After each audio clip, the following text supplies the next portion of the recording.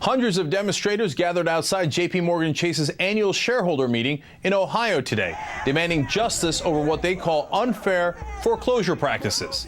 And it looks like they might be getting what they want.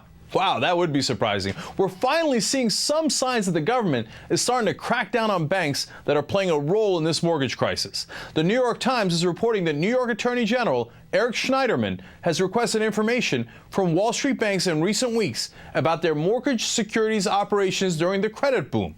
He specifically requested meetings with representatives from Bank of America, Goldman Sachs, and Morgan Stanley. Some say Eric Schneiderman is grandstanding. I say, go get him, Eric. Look, these guys knew they were packaging junk. We saw all the emails, and they were selling them off to things like our pension funds. If they profited off that fraud, there should be an incredibly high price to pay, civil and criminal. Also today, the Huffington Post reported that a set of confidential federal audits are accusing some of the nation's largest mortgage companies of defrauding taxpayers in their handling of foreclosures on homes purchased with government-backed loans. Apparently, 5 separate investigations were conducted by the Department of Housing and Urban Development's Office of the Inspector General. They specifically examined Bank of America, JP Chase, Wells Fargo, Citigroup, and Ally Financial. Sound familiar?